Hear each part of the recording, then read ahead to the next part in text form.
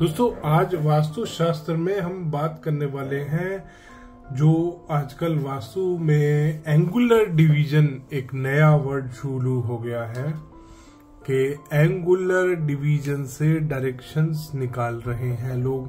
कैसे निकाल रहे हैं, वो क्या कर रहे हैं।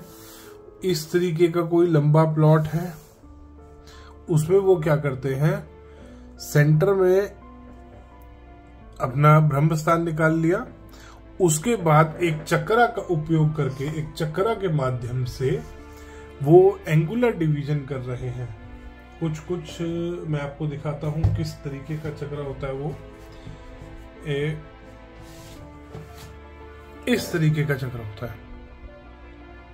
इस तरीके के चक्रा को लगाते हैं वो आपके नक्शे पे, मैप पे। पहले सेंटर निकाल लेते हैं यहां से इन दोनों लाइंस को ज्वाइन करके, और उसके बाद यहां पे इसके ऊपर ये रख के अपने चक्रा को, जहां भी नॉर्थ आ रहा है, नॉर्थ को मान लीजिए नॉर्थ, अभी यहाँ पे हम इसको लेके चलते हैं 0 डिग्री पे आ रहा है, तो ये तो हो गया नॉर्थ, ये हो गया साउथ, ये हो गया ईस्ट, ये हो गया वेस्ट। इस तरीके से डायरेक्शंस निकाल के, और ये डायरेक्शंस निकाल ली, ये हो गया नॉर्थ, ईस्ट, साउथ और ये वेस्ट। इसमें एंगुलर इसको डिवीजन करते हैं। अब ये कहते हैं कि इसके 45 डिग्री पे, ये जो 45 डिग्री, मान लीजिए 0 डिग्री नॉर्थ आ रहा है यहाँ पे, इसके 45 डिग्री यहां आएगा, ये नॉर्थ ईस्ट बनेगा, और 135 डिग्री साउथ ईस्ट ये बनेगा। ये इस तरीके से दिशाएं निकालते हैं। ये कहते हैं नॉर्थ ईस्ट यहां चला जाएगा एंगुलर डिवीजन से। एंगुलर डिवीजन क्या होता है, इसको 11.25 डिग्री का एक एंगल ये बनाते हैं इस तरीके से। मैं आपको दिखाता हूं, मैंने ये कहते हैं इस तरीके से दिशाएं निर्धारित करी जाएंगी चक्रा के माध्यम से। अगर चक्रा में आप देखेंगे, आप 0 डिग्री, 180 डिग्री, तो आप देख सकते हैं ये चक्रा के माध्यम से इन्होंने ये 350 डिग्री पे एक निकाल दिया, 0 पे एक, 10 पे एक, 20 पे एक, और आगे जिस तरीके से ये दिशाएं निकाल रहे हैं, इस तरीके से कहते हैं। अब इसमें क्या हुआ, आपने सुना होगा नवपद वास्तु, 9x9 का जो ग्रिड बनता था वो वाला। अभी हम आएंगे, मैं आपको दिखाऊंगा कैसे होता है इसका डिवीजन। आपने सुना होगा नवपद वास्तु, ऐसे कोई भी वो बनता था भूखंड, उसमें 9x9 का ग्रिड बनाते थे। इस तरीके से 9x9 का ग्रिड बनता था।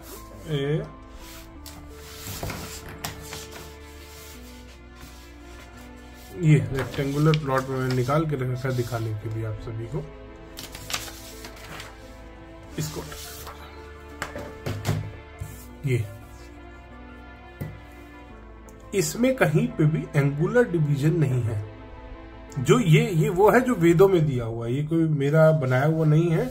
ये स्क्वायर प्लॉट का है, ये आप देख सकते हैं। इसमें जब हम सेंटर से वो निकालेंगे, ये सेंटर आ गया, यहां नॉर्थ ईस्ट आएगा, ये सही है, ऐसे ही आएगा, इसी तरीके से होगा। इसी तरीके से इसमें भी होगा। ये सेंटर आ गया, यहां से जब आप नॉर्थ ईस्ट निकालेंगे तो ये आएगा, ना कि ये आएगा। ये नहीं आएगा। इसमें एक साइड तो आपके कितने पद आए, मान लीजिए इसको भी एक पद काउंट कर लूं मैं, 1 2 3 4 5 6, ये 6 पद आए। ये भी पूरा नहीं आया वैसे। और इस साइड कितने पद आए, 1 2 3 4 5 6 7 8 9 10 11, 12, ये मतलब 12x5 का इन्होंने वीपीएम बना दिया, वास्तु पद मंडल। वास्तु पद मंडल क्या होता है, अब मैं दिखाता हूं आपको वास्तु का एक बहुत बढ़िया और बहुत बड़ा ग्रंथ जिसका नाम है विश्वकर्मा प्रकाश। ये देखिए,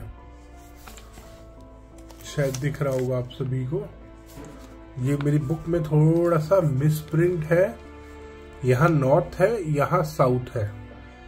ये शिखी दिति, ये आ रहा है ना नॉर्थ ईस्ट वाले देवता।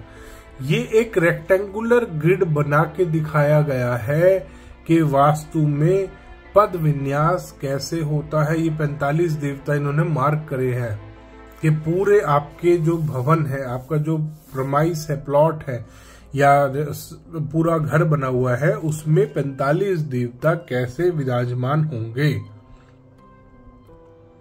ये विराजमान हैं सारे 45 देवता। ये सारे रेक्टेंगुलर ग्रिड बना हुआ है। ये आ रहा ईशान कोण, ईशान कोण में शिखी है, शिखी ईशान कोण में आ रहा है। और ये यहां से जब हम देखेंगे कौन सा नंबर है सेंटर से, ये सोम का पद सेंटर वाला हो गया। इसका ये 1 2 3 4 5, ठीक है, ये 5वां पद है ना, सेंटर सोम को लिया है इन्होंने। आप देख सकते हैं सोम को सेंटर लेके ये 5वां पद आ रहा है, 1 2 3 4 5। और इनका N5 कहाँ आ रहा है आप देख सकते हो, यहां आ गया इनका N5। या मैं इसको सेंटर भी मान लूं, मान लीजिए मैं इसको मान लूं कि ये सोम का पद इनका इस तरीके से कट कर रहा है, N4 और N5 ये सोम का पद है। अगर मैं इसको 1 मानूं, इसको मैं 2 मानूं, इसको मैं 3 मानूं, तो 3 ही पद आए। तो आप देख सकते हैं कि ये वाला मेथड 100% गलत है। एक महान आदमी ने, एक महानुभाव ने ये अपनी बुक में दे रखा है मिसगाइड करने के लिए। जबकि दिशाएं इस तरीके से, चाहे ये ऐसे हो, अगर मान लीजिए यहाँ पर नॉर्थ आ रहा है, यहाँ ईस्ट आ रहा है, यहाँ साउथ आ रहा है, यहाँ वेस्ट आ रहा है, अगर ये इस तरीके से भी होगा तो भी नॉर्थ ईस्ट यहाँ रहेगा, ये बनेगा नॉर्थ ईस्ट। अगर ये नॉर्थ होगा, ये ईस्ट होगा, ये साउथ होगा, ये वेस्ट होगा, तो नॉर्थ ईस्ट यहाँ बनेगा। ऐसे कभी नहीं बना करते पद। ये इतना बड़ा गलत और ब्लंडर इस आदमी ने कर दिया है, इसने वेदों को गलत साबित करने की कोशिश करी है। ये वास्तुशास्त्र का सबसे बड़ा ब्लंडर हो रखा है। और ये एंगुलर डिवीजन से जितने भी वास्तु कंसल्टेंट आपके घर में भी आने वाले निकाल रहे हैं अगर दिशा, तो सतर्क हो जाइएगा, क्योंकि मुख्य द्वार जब ये आदमी निकालेगा तो वो कहेगा आपकी E3 और E4 की एंट्री होनी चाहिए, या जो भी अपना इन्होंने बना रखा है E4 और E5 की, N2 की एंट्री, N3 की एंट्री, इस जो भी एंट्री ये बना रहे हैं आपको ध्यान करना होगा, ये एंट्री गलत निकालेंगे। क्योंकि अगर ईस्ट डायरेक्शन, नॉर्थ यहाँ आएगा, ईस्ट यहाँ आएगा, जो भी इसमें एंट्री बता रहे हैं ये ईस्ट की एंट्री यहाँ आएगी। अगर ये ईस्ट है, नॉर्थ है, तो इस तरीके से एंट्री निकलेगी, इस तरीके से कभी नहीं निकलेगी, चाहे ये इस तरीके से ऐसे है या ये ऐसे है। अगर मैं इसको ऐसे भी मान के चलूं, इसको नॉर्थ मानूं, तो ईस्ट में 3rd पद की एंट्री यहाँ और यहाँ मिलेगी 3rd और 4th की, यहाँ सेंटर में नहीं मिलेगी 3rd और 4th की एंट्री। तो दोस्तों, अगर एंगुलर डिवीजन से आपके भी घर में किसी कंसल्टेंट ने दिशाएं निकाल दी हैं, दिशाएं निर्धारित कर दी हैं, तो सतर्क हो जाइए, उसने आपके घर का वास्तु 100% गलत किया है। सही वास्तु ये है जो वेदों का वास्तु है, जो वेदों में दिया हुआ है। आप कोई भी वास्तु की बुक उठा लीजिए, वास्तु रत्नावली ले लीजिए, विश्वकर्मा प्रकाश ले लीजिए, मानसार ले लीजिए, कोई भी वास्तु की बुक उठा लीजिए, सब में ये वाला मेथड दिया है।